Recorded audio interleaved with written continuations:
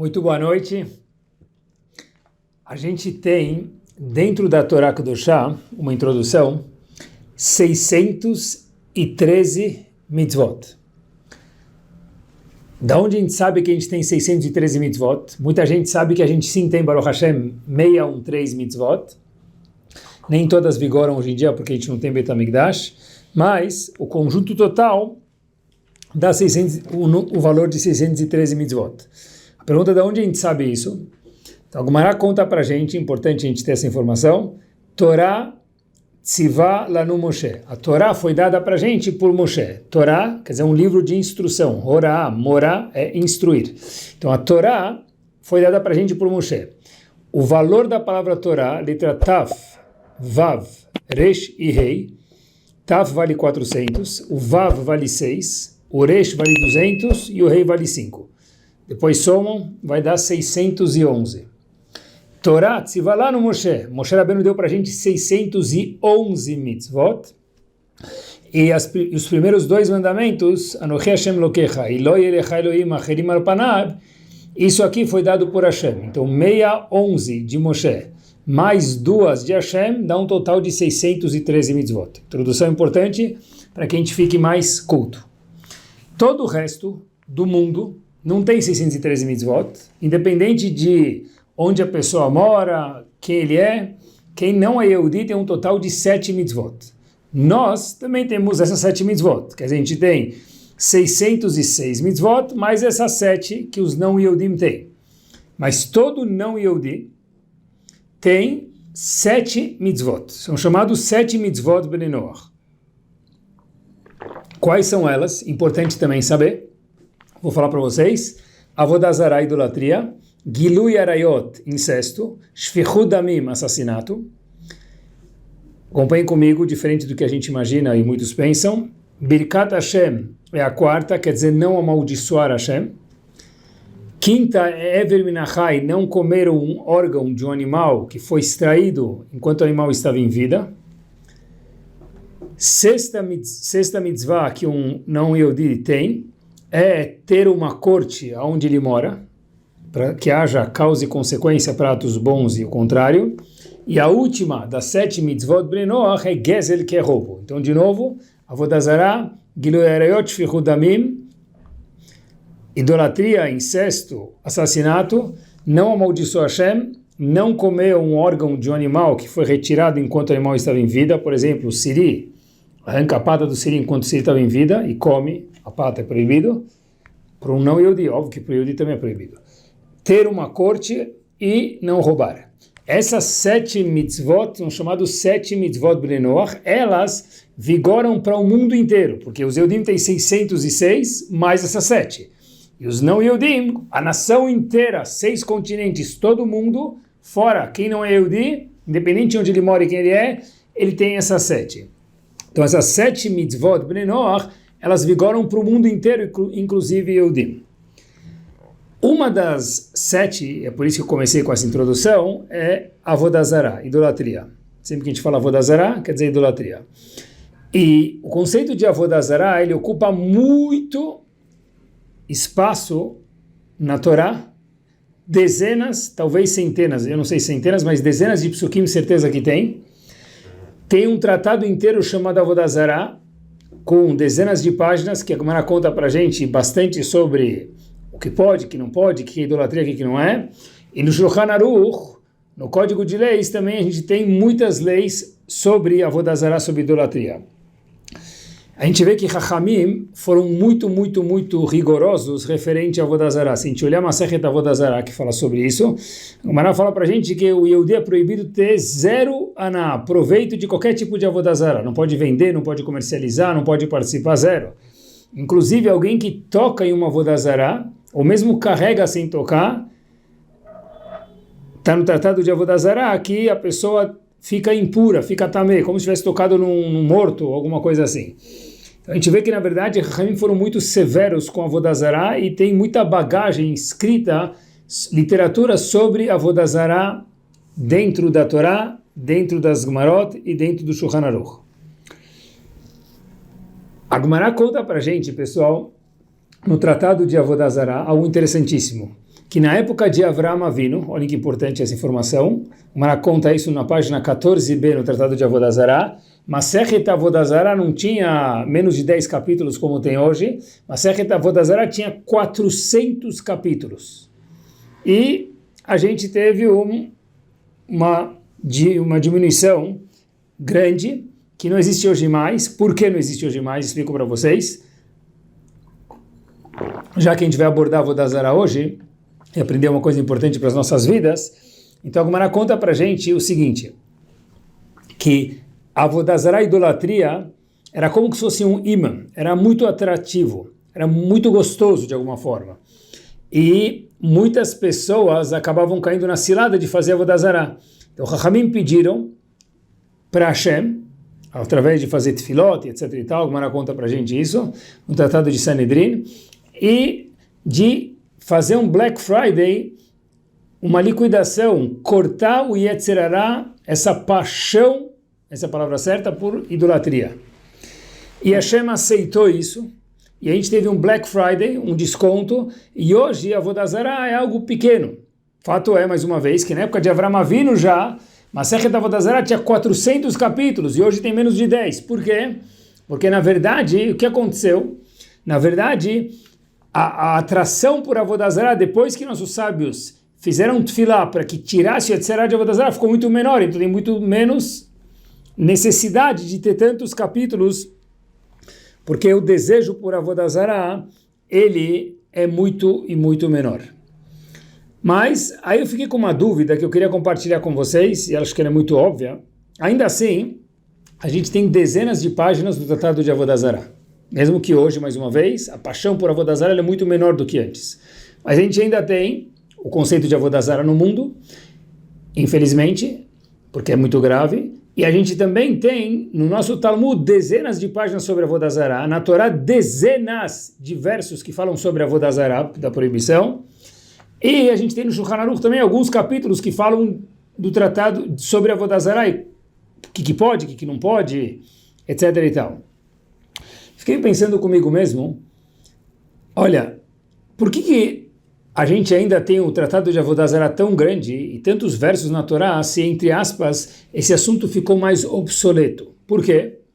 Porque, mais uma vez, depois que Chachamim fizeram tefilá para cortar as asinhas do Yetzer Hara de Avodah Zarah, a paixão por Avodah Zarah diminuiu muito.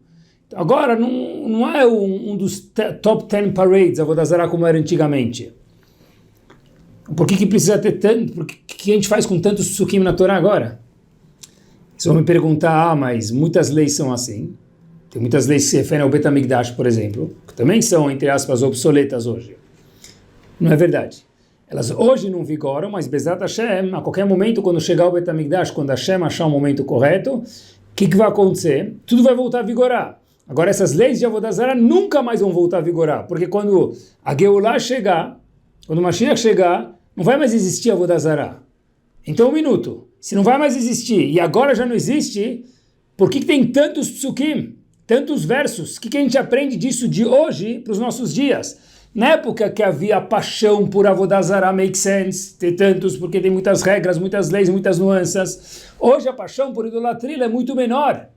Então a pergunta que se faz é, por que a gente faz com tantos psukim na Torá Kedoshá, tantas páginas do Talmud no Tratado de Avodah Zarah e tantas leis no Shulchan Aruch sobre Avodah Zarah para hoje em dia?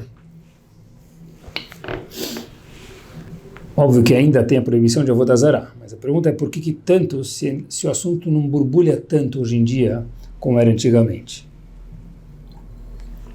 Queria sugerir, Bezat Hashem, algo que, óbvio que é pertinente para nós hoje em dia. Por que a gente tem tanto sobre Avodah Zarah escrito e o que sobrou para a gente colocar na prática hoje? O que isso fala com cada um de nós? Então acompanhem comigo. A palavra idolatria em português é adorar ídolos. Isso a gente traduz Avodah Zarah por idolatria. E é verdade, mas a palavra em hebraico Avodah Zarah, queria esmiuçar ela com vocês e ver que quando Chachamim chamaram ela assim, não é só idolatria, tem algo por trás disso também. Acompanhem comigo. Avodá, em hebraico, quer dizer o quê? Trabalho. O indivíduo vai lá no centro da cidade trabalhar, isso chama avodá, é um trabalho. Zara, o que quer dizer a palavra zar em hebraico, pessoal? Zar é algo estranho. Por exemplo, a gente sabe que está escrito referente ao Bet HaMikdash, Veazar hakarev yumat, zar, zará, o estranho que se aproximar do Bet HaMikdash, ele vai merecer morrer, porque ele não devia estar lá dentro. Quem é zar? Uma pessoa, por exemplo, que não é Cohen. Se um israelita entra, ele é zar, ele é estranho ao local, porque ele não devia ter entrado em tal local no Bet HaMikdash, então ele vai ter o certo castigo. Então a palavra zar quer dizer estranho. Então, de novo, avodá é trabalho, zar é estranho, avodá zará, feminino, então é um trabalho estranho. Agora a pergunta é estranho a quê? Que é esse zar? Estranho a quê? Que a gente costuma traduzir como idolatria, e daqui a gente vai aprender algo muito importante. Contar para vocês uma história, um episódio, que a gente possa talvez entender isso um pouco melhor.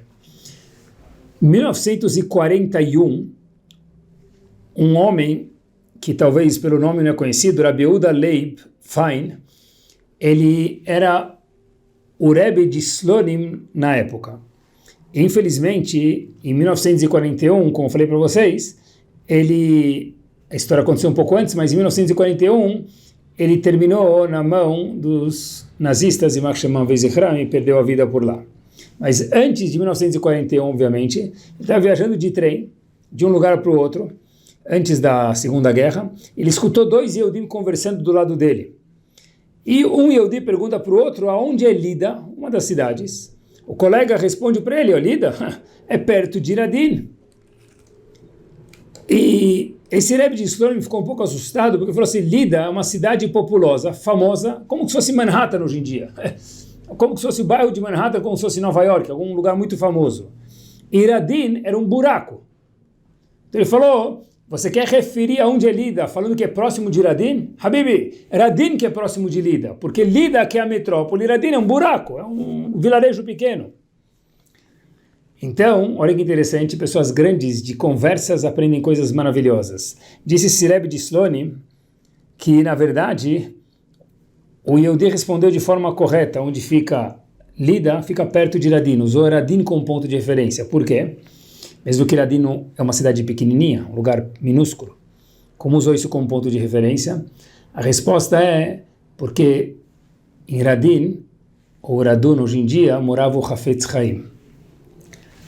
Então, mesmo que era um lugar pequeno, não era uma cidade, era um bairro, como se fosse, menos do que um bairro hoje.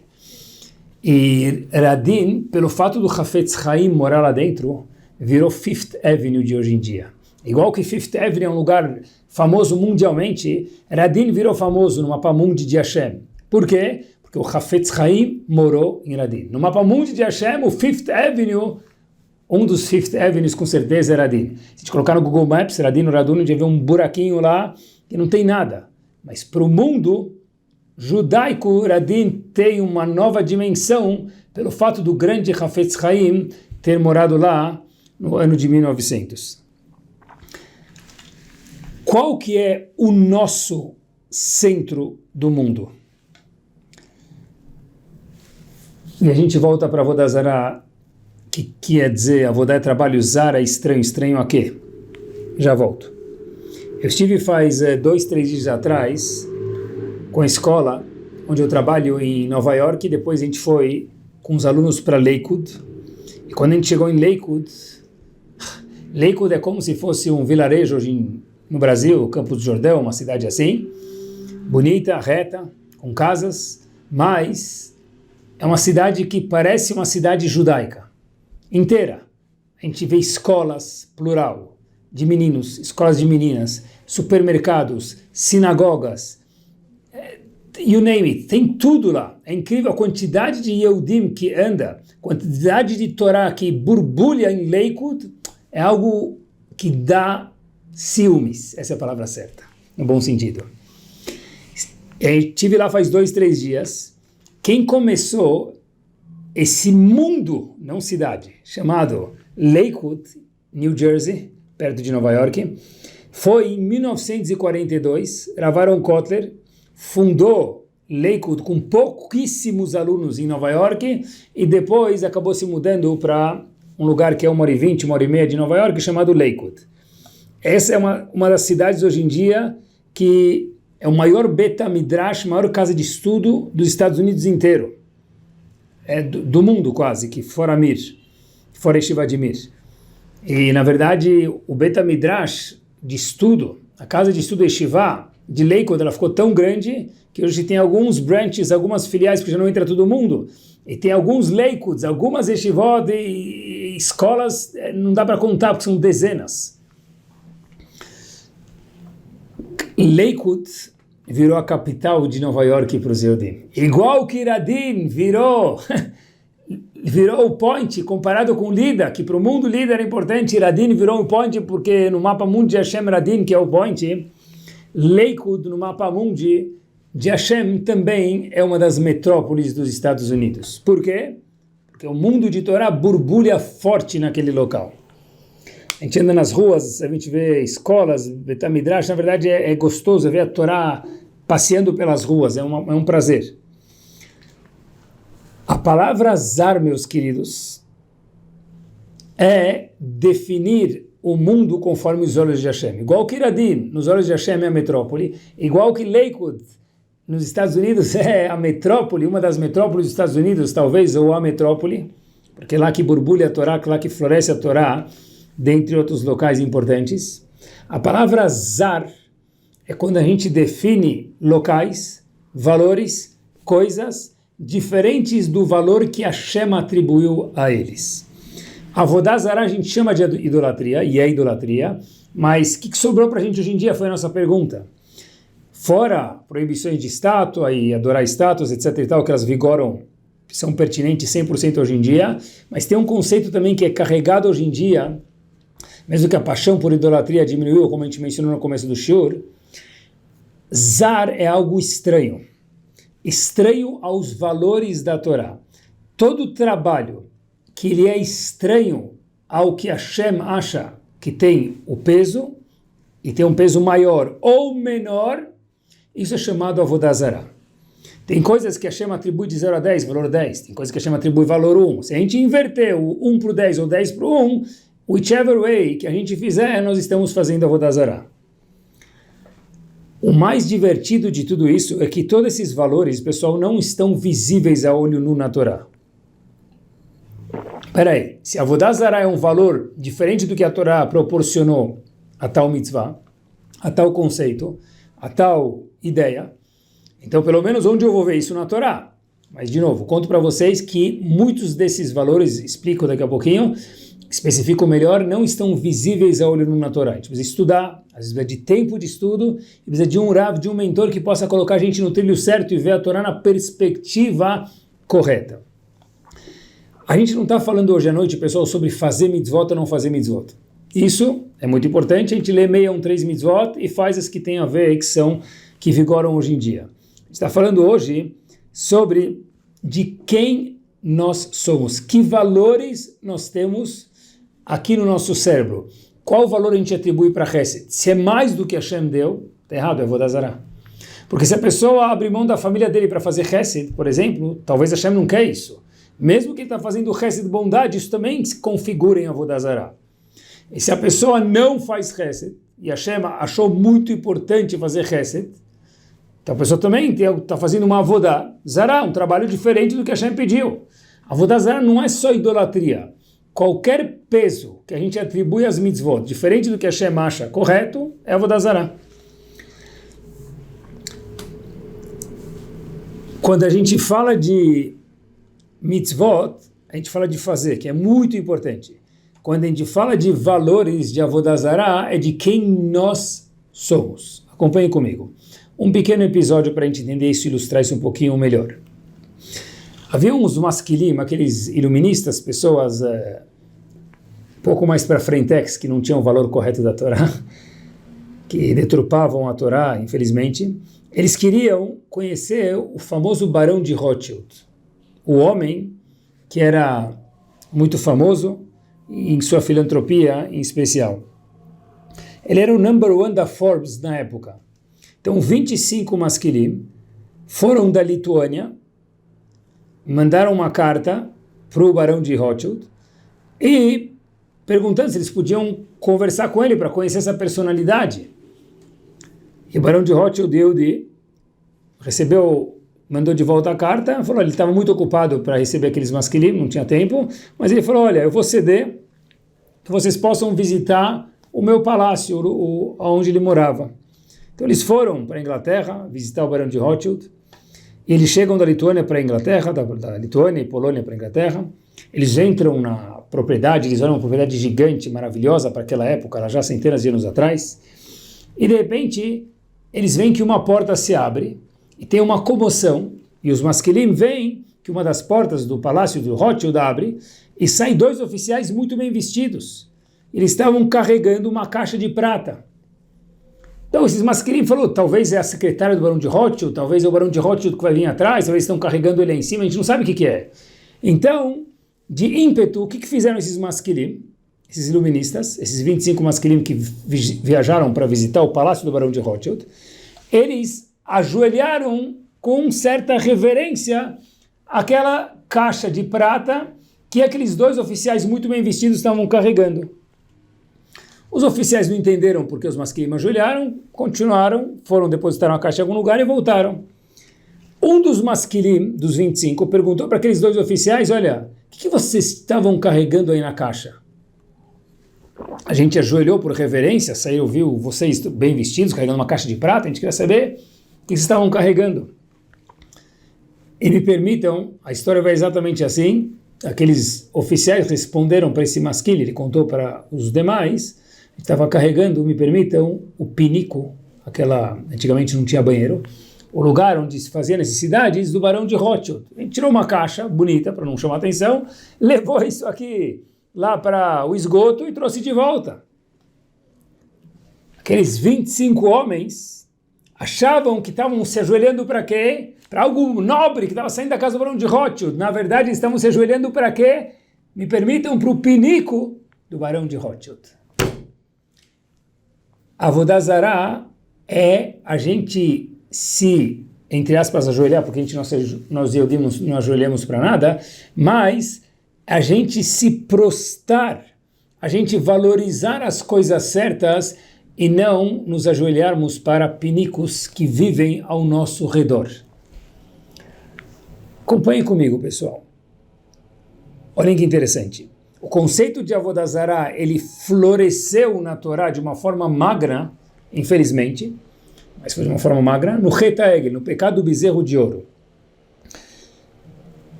Os Yehudim falaram, o Erev Rav, os Yehudim, etc e tal, falaram, Ele Elohecha Israel. Saiu um bezerro falando, e depois eles adoraram esse bezerro, e falaram, Ele Elohecha Israel, está na Torá, esse é o Deus do povo Yehudi.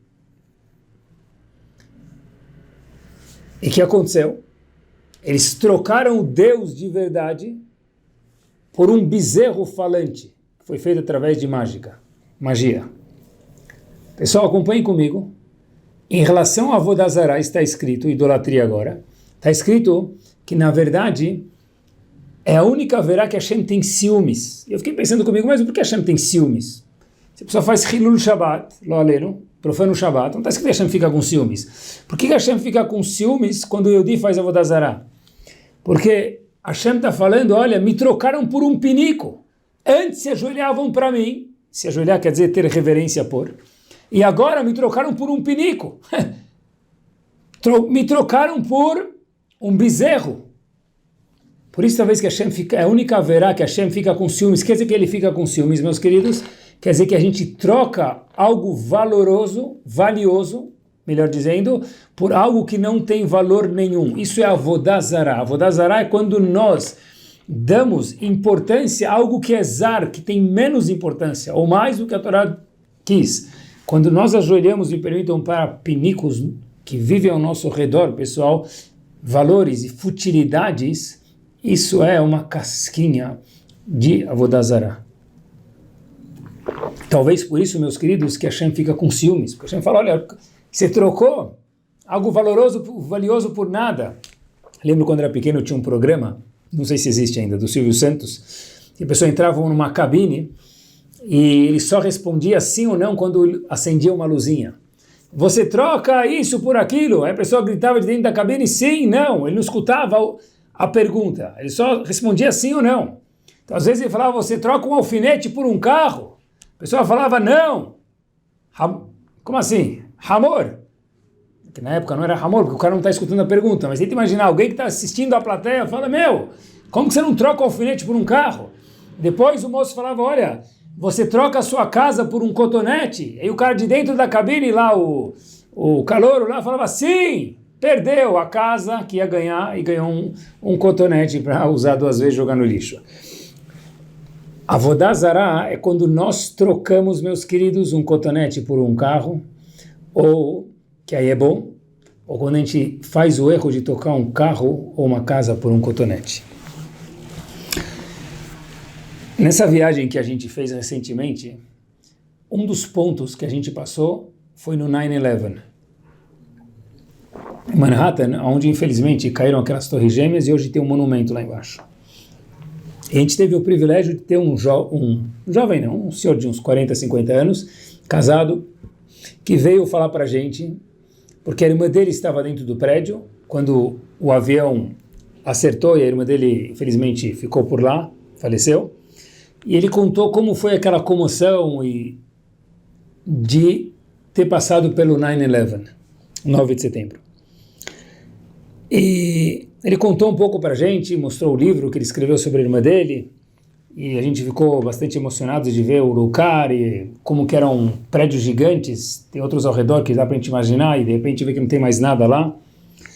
E de repente, um senhor, um businessman de boa pinta, arrumadão, Yehudi, de kippah, ele, quando está contando para a gente, ele aponta para o lado e fala, olha, essa é minha filha e esse é meu filho. E a gente vê uma menina de saia e um menino de tzitzit. E ele olha para o nosso grupo e fala, olha, comemorem uma coisa. Eu fiquei pensando comigo mesmo, o que a gente vai comemorar? O que ele vai falar para a gente comemorar? Que a gente está passeando em Manhattan? Que a gente vai jantar fora? Comemorar o quê? E disse ele, comemorem a vida. Pessoal, ele falou mais uma coisa, e falou com um sorriso, com uma assertividade, falou, vocês, olhando para vocês eu fico feliz. Eu fiquei curioso de saber por quê. Ele nunca viu a gente antes, ele veio de 1h30 de distância, que o guia pediu gentilmente para ele vir lá conversar conosco, do que aconteceu no 9/11, e vai voltar mais 1h30, mas qual foi o sorriso? Porque ele disse assim, quando eu olho para vocês, jovens Yehudim, eu vejo vida. Mas eu não vejo só vida, eu vejo a continuidade do povo Yehudi, onde muitos se perderam no choque daquele avião para essas torres que aqui ficaram, e delas sobrou somente um monumento. Eu fiquei pensando comigo mesmo, pessoal, uau, quanto nós validamos a vida, quanta avodá a gente faz pelo fato que a gente está vivo, Baruch Hashem, pelo privilégio que a gente tem de poder dar continuidade e ser mais um elo nessa corrente maravilhosa chamada Bnei Israel. Avodah Zará é valorizar o que Hashem valoriza, no caso vida, no caso continuidade judaica. Cada Yehudi que casa com uma Yehudiá e mantém um lar baseado em Torá e Mitzvot, cada um no seu nível, ele está colocando mais um elo naquela corrente. E se a pessoa deixa de fazer isso, lo aleno, toda aquela corrente, pessoal, que tem 500 elos, 1000 elos, que foram diversas gerações até hoje, se um elo é fraco, a corrente inteira quebra. E nós somos o último ou penúltimo elo da corrente. Saber valorizar isso. Isso é fazer a avodá correta, não a avodá zará. Olhem, o que quer dizer Avodah Zará? Avodah Zará é um trabalho com valores que a gente mencionou até agora, diferente ao que Hashem gostaria. Um dos grandes homens que viveu na nossa história é chamado Rav Yecheskel Landa, mais conhecido pela sua obra, chamado Nodab Yehuda. O pai dele se chamava Yehuda, então ele chamou o livro dele de Nodab Yehuda. Ele tem mais um livro chamado Tzlach. Tzemach Lenefesh Chaya, que a mãe dele chamava Chaya, ele chamou os livros que ele fez a autoria deles, em nome do pai e mãe dele por Kibud Avaim.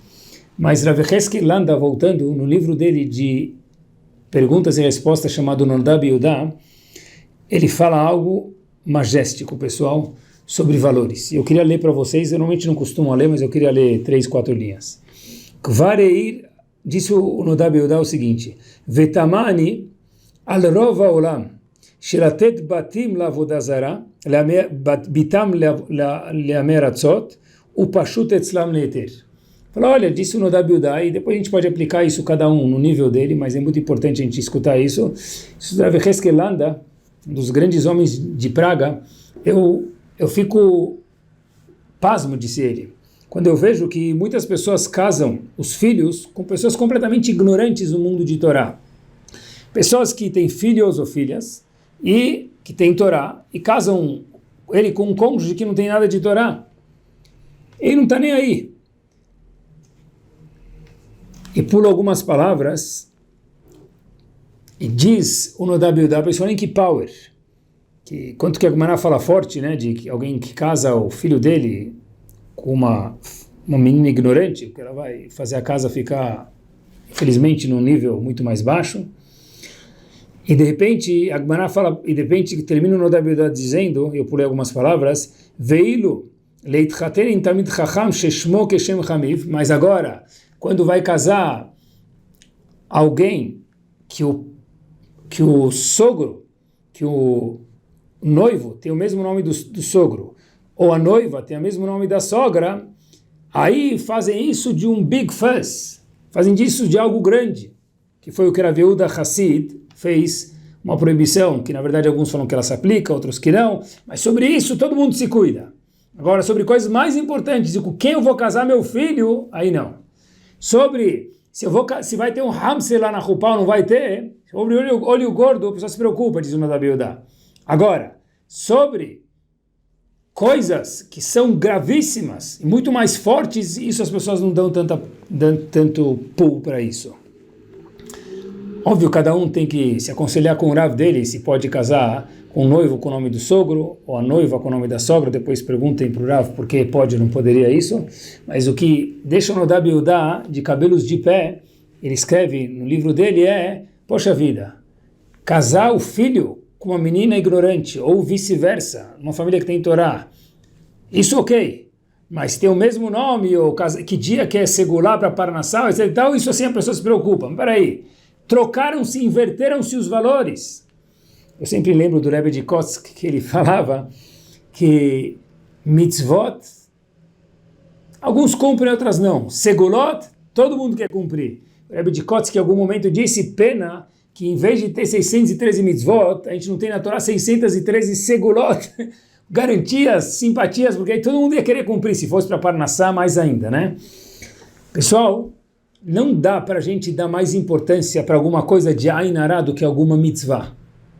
Não dá para a gente dar mais importância para alguma segulá, para um 5518 na placa do carro, do que para Hilul Shabbat. Não dá para a gente dar mais importância em que dia que eu mudo de casa, se terça é melhor do que quarta, pode ser que seja. Mas óbvio que é anos-luz incomparável com leis de Nidá, com leis de Shabbat, incomparável. Isso é Avodah Zarah, pessoal. Quando a gente pega coisas que elas são e dá pool 10 para elas, e coisas que são valor 10, como Shabbat, como Kashrut, como Nidá, como casar com uma menina e com um menino que é compatível religiosamente ao nível da família, e disso abrir mão. Isso é Avodah Zarah. Não é Avodah Zarah, pessoal, o contrário de Avodah Zarah, que é o que a gente procura, é estar alinhado com os valores da Torá. E a coisa mais maravilhosa disso é que com o tempo a gente vai cada vez mais alinhando, e quanto mais a gente cresce, mais a gente redefine esses valores, vai aprendendo, isso é normal. Do começo da vida, do meio para o fim, a gente vai mudando. Mas o que é grave é a pessoa falar, Ma'aleshi, não tem problema. Por 5518 no carro, a pessoa se preocupa. Agora, se isso traz Ainará ou não, a pessoa quer fazer shiur, sonhos, Mashiach, etc e tal. Alachot Shabbat? Não. Alachot Nidá? Não. Alachot Kashrut, mais ou menos. Espera aí, um minuto. Trocaram-se os valores. Isso é resquícios de Avodah Zarah. Aprender e melhorar não tem problema. Eu errei, não tem problema, porque a gente está aqui para melhorar. O erro, quando a gente melhora, a gente já mostra que a gente está arrependido, fez chuvá e vai para frente. O problema não é melhorar.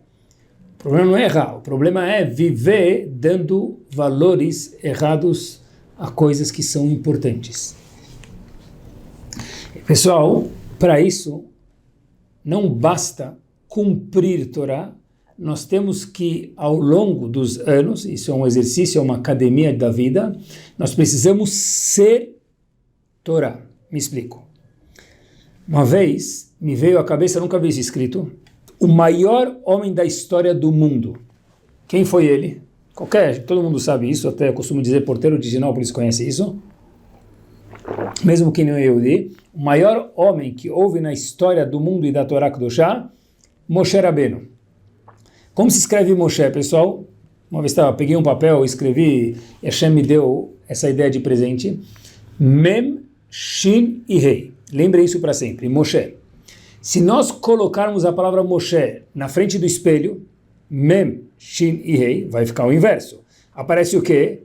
Hashem. Moshe, Hashem. Pessoal, olhem que power que me veio à luz.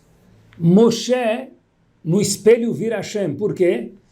Porque quando a gente olha para Hashem, refletido em Hashem tem Moshe Rabbeinu e vice-versa. Moshe Rabbeinu era um reflexo de Akadosh Baruch Hu. Não é à toa, pessoal, olhem que power, que é Mem Shin Rei, e no espelho vira Rei. Shin e Mem que dá Hashem, Deus.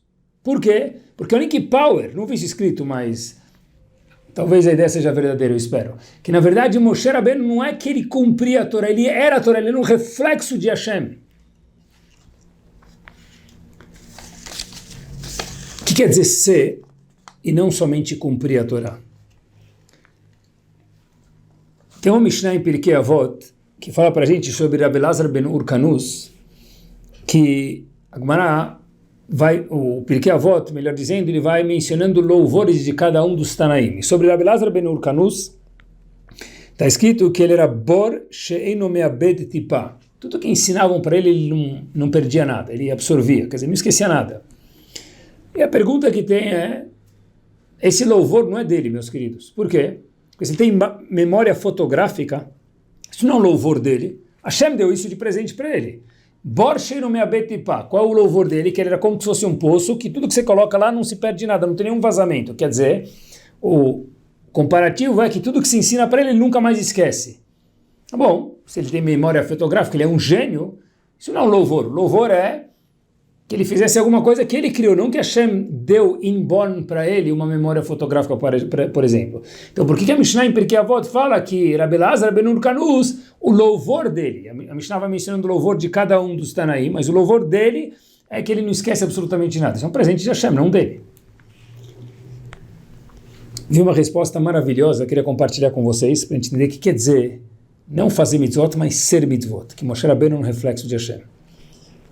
Trazendo isso para a gente. Pirkei de Rabbi Elazar conta para a gente, logo no comecinho, que Rabbi Elazar ben Urkanus, ele, em algum momento da vida dele, falou o seguinte: Eini mevakesh la Torá. A única coisa que eu quero na minha vida, de verdade, é isso que eu quero, é Torá. Todo o resto eu preciso fazer quando eu preciso, mas não é isso que eu quero, não é mevakesh, não é minha sede. Qual que é o Hidush de Rabbi Elazar ben Urkanus? Ele era um gênio. Fala, Mishnah, mentira. Ele não era um gênio, porque ele não esquecia nada do que ele usava de Torá. O Hidush é que já que Eini mevakesh la Torá, o que ele apreciava de verdade na vida dele era a Torá, então o que ele via de Torá ele nunca mais esquecia, mas não porque ele era gênio, porque ele escolheu apreciar a Torá. Pessoa que vai para Disney, por exemplo, ele vai para algum lugar que ele gosta muito turístico, e o parque abre às 9 da manhã e fica até às 8 da noite, a pessoa chega lá 1 para as 9 e fica até 8 e 1. Ele lembra em que brinquedo ele foi, onde ele pegou fila, e onde ele viu o Mickey, onde ele viu o Pluto e o Pateta. Por que isso? E a pessoa que está esperando aquilo por meses, ou por um ano, a pessoa chega lá já Cada minuto é memória para sempre. Rabbi Elazar ben Urkanus não esqueceu nada, não porque tinha memória fotográfica, porque como disse o porquê de Rabbi Elazar, Eini mevakesh la Torá, o sonho dele, o único desejo da vida dele, meus queridos, era a Torá. Quando alguém tem um desejo, ele não cumpre Torá, ele vira a Torá. Isso que Hashem espera da gente. E acho que esse é o trabalho do Yehudi durante os anos de vida dele. E não dá para dublar, meus queridos, porque inventaram um dos melhores detectores de mentira e de verdade do mundo. Ele está às vendas em qualquer casa, especialmente judaica. Como chama esse detector de verdade e mentira? Nossos filhos. Não dá para dublar. Eles sabem se a gente cumpre Torá ou se nós somos Torá.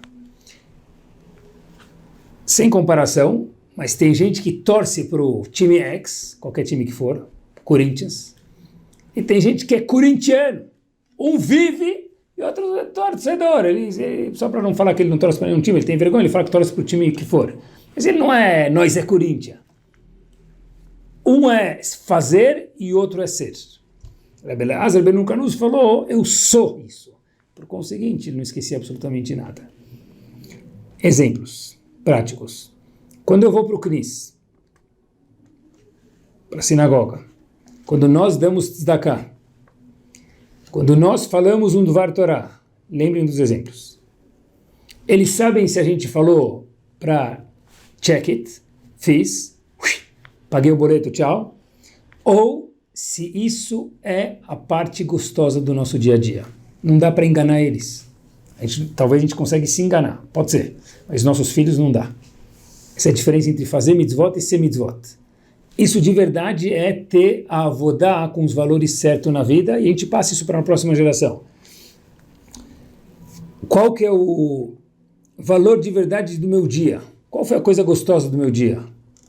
Foi aquela meia hora, 10 horas, 3 horas, cada um com o tempo que tem, que estudou Torá? Ou o fato que a gente saiu jantar sushi kasher? Ok, mas sushi kasher não mantém um povo Yehudi, pessoal, não mantém a próxima geração. Mas eu só estudei meia hora, não muda. Quer dizer, muda, cada minuto vale. Mas eu quis dizer aqui é o fato de o estudo ser a parte gostosa, também pode gostar de sushi, mas o glamour do dia é o estudo. O glamour do dia é que eu sentei, tive a oportunidade de ajudar uma yeshiva de tzedakah. O glamour do dia é que eu fui socorrer alguém porque eu sou da tzalá. O glamour do dia é que eu fui e eu fiz tefilá com o minyan, que eu respondi amém em Shemerabai, que eu não conversei na Hazará. Está na cara das pessoas isso. Isso era Hashem e Moshe. Moshe Rabbeinu refletia Hashem. Quando a gente cumpre a Torá, a gente está fazendo coisas maravilhosas. Quando a gente se transforma em Torá, a gente reflete o brilho da Torá. Quando a gente chega em casa, abre a porta de casa feliz, as crianças falam, que meu pai está sorrindo, que minha mãe está sorrindo. Puxa, hoje ajudei uma menina a tal coisa. Hoje tinha um Havruta, entendi a Gumará. Hoje participei de tal shiur. Hoje faço parte do board da sinagoga, não só papo furado, faço de verdade e consegui ajudar a sinagoga a cumprir o déficit dela, fechar o déficit, ou fazer o projeto que precisava, ou passar uma lei que precisava. Dá para ver o sorriso, da onde ele provém, o que faz o sorriso acontecer. Não, teve mais uma reunião na sinagoga, resolvi, graças a Deus. Fiz, mas não sou isso.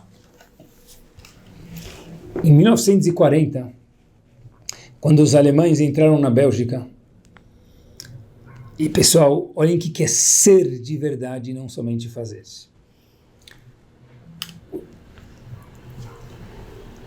Pouco tempo depois, em 1942, os alemães já estavam dominando com força total.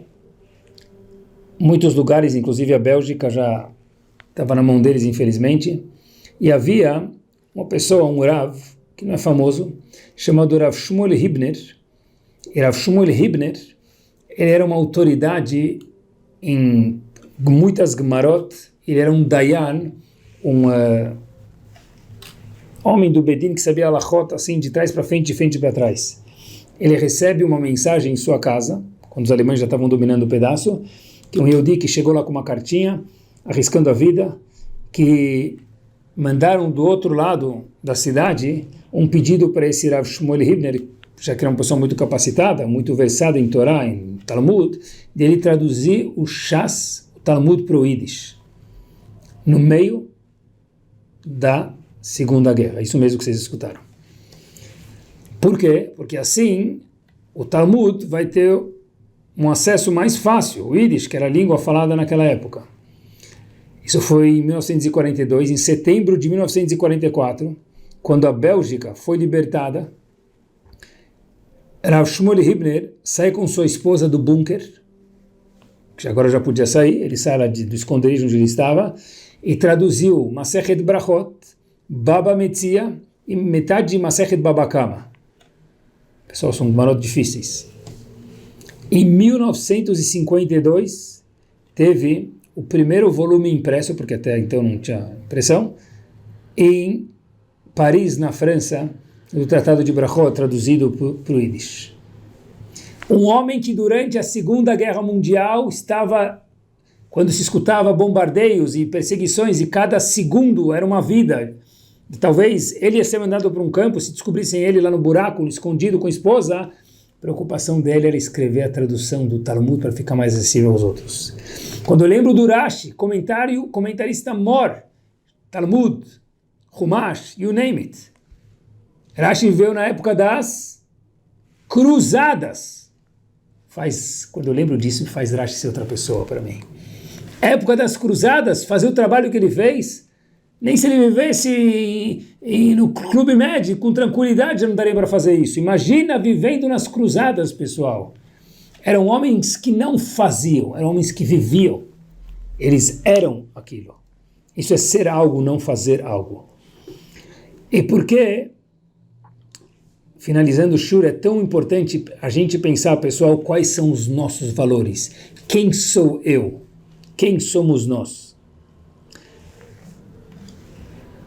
Porque é isso que vai sobrar da gente, Bezerra Hashem, com 120 anos de saúde. Vale a pena um exercício, que não vai dar tempo de pensar agora, mas algum dia colocar no papel, quando nós fizermos 80, 90, 100, 120 anos de idade, cada um que viva até 120 com saúde, quem vai estar na nossa festa, pessoal? Quem a gente sonha que vai estar naquela festa quando já vai estar na terceira ou quarta idade?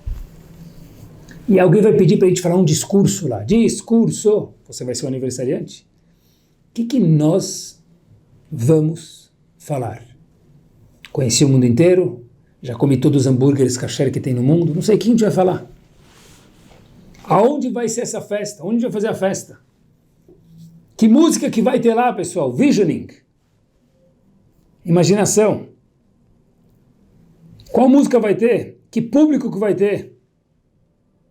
E se alguém perguntar para a gente, olha, será que valeu a pena viver? Pai, avô, bisavô perguntarem para a gente, ou bisavó, o que você deixou teu imprint no mundo? O que a gente vai responder, pessoal? Por que é importante a gente pensar nisso agora? Porque quando chegar com 80, 90, 120 anos, já não adianta mais pensar. É agora que a gente tem que pensar. Por quê? Porque conforme o que a gente imagina ter lá na frente, a gente vai viver com esse logo. Por isso que é muito importante saber quem nós queremos ser de verdade. Que valores a gente quer não cumprir, a gente quer ser, viver. E a Avodah Zarah é valores que fogem, Zara é estranho. Estranho ao quê? Ao peso que a Kadosh Baruch Hu atribuiu. Queria terminar só. Tem uma historieta num livro em inglês chamado The Necklace, que acho que traz o nosso ponto do shiur, abrilhanta mais ainda esse ponto. E com ela a gente termina. Que havia um casal muito simples, financeiramente falando, e de repente eles recebem um convite de casamento de amigos nobres. Só que a esposa estava muito triste, o marido pergunta, por que você está triste? A gente foi convidado. Ela falou, olha, eu estou triste porque que roupa que eu vou vestir nessa festança maravilhosa? Todo mundo vai estar com uma roupa maravilhosa, eu vou com que roupa? Rasgada? O marido fala, eu tive uma ideia, me dá um dia. Ele vai lá, volta, fala, ok, pode comprar o vestido. A esposa falou, mas como você vai pagar? Ela falou, olha, eu conversei com o meu patrão e eu pedi para trabalhar 3 domingos, e com esses 3 domingos que eu pagar a hora extra, eu vou conseguir comprar um vestido bonito para você. A esposa falou, mas de verdade? Falou, sim, pode ir, isso é importante, você vai me vestir, eu vou com o que eu tenho e você vai curtir a festa. Beleza. Agora a esposa fala para o marido, puxa vida, chegando mais perto, mas não adianta eu ir com um vestido bonito sem uma joia. Aí o marido falou, puxa vida, agora dificultou, joia eu já não tenho como comprar. E a amiga teve uma ideia, ela falou, olha, sabe o que? Eu própria, a esposa própria, melhor dizendo, teve uma ideia, ela falou, eu vou falar com uma amiga minha. Eu tenho uma amiga que tem bens e ela vai me emprestar uma joia. Ela pega a joia e usa aquele vestido maravilhoso que o marido trabalhou domingos extras para poder pagar, e ela vira a estrela da festa. Essa senhora simples chega lá na festa com aquela roupa maravilhosa, aquela joia espetacular, e conversa, gargalha, conta histórias, e ela passou aquelas horas da festa com glamour, com uma finesse, com algo assim maravilhoso, foi um dos centros da atração da festa. Ela chega em casa, super feliz, agradece o marido, pronta para guardar o vestido, mexeu aqui no pescoço para tirar o colar e ela percebe que o quê? O colar caiu. Opa, agora ela precisava devolver aquele colar maravilhoso para a amiga. Noite em claros, o que ela vai fazer? Sem dormir, pensando com o marido, ela falou, olha, vamos ter que hipotecar nossa casa.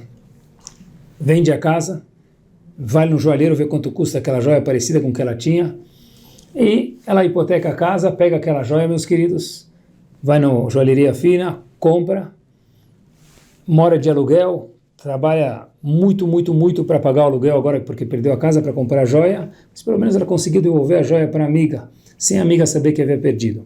A amiga, quando recebe a joia, uma mulher muito rica, que ela que emprestou, pega a joia, coloca na gaveta, sem mesmo dar muita atenção. Mas pelo menos aquela amiga dela mais simples, que pegou a joia, conseguiu devolver. 20 anos depois, tudo isso nesse livro The Necklace, 20 anos depois, essa amiga mais rica vê a amiga mais pobre e olha para ela e fala, olha, você está com uma cara de muito envelhecida, o que aconteceu?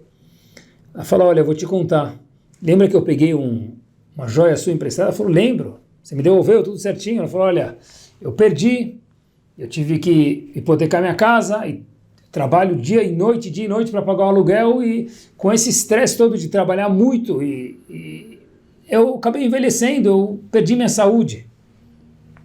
E ela falou, mas trabalha para quê? Por que você hipotecou tua casa? Eu falei, não, porque roubaram o meu colar na festa, eu perdi ele, eu tive que comprar outro para te devolver, o mínimo que você me emprestou, eu tive que te devolver o colar. Falou aquela mulher mais simples para a mulher mais rica.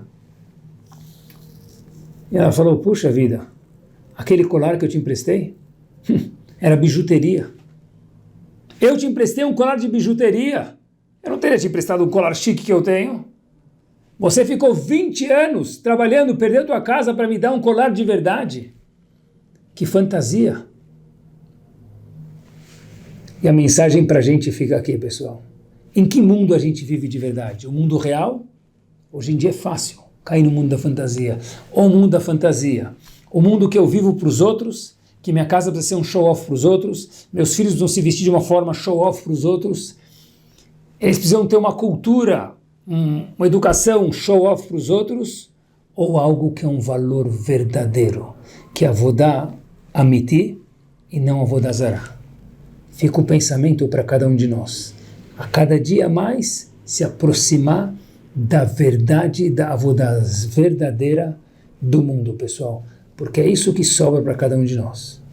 E a gente tem que pensar, que tipo de aniversário a gente vai querer ter com 80, 90, 100 anos, como a gente falou? Quem vai estar lá? O que a gente vai falar? Que imprint a gente deixou para o mundo?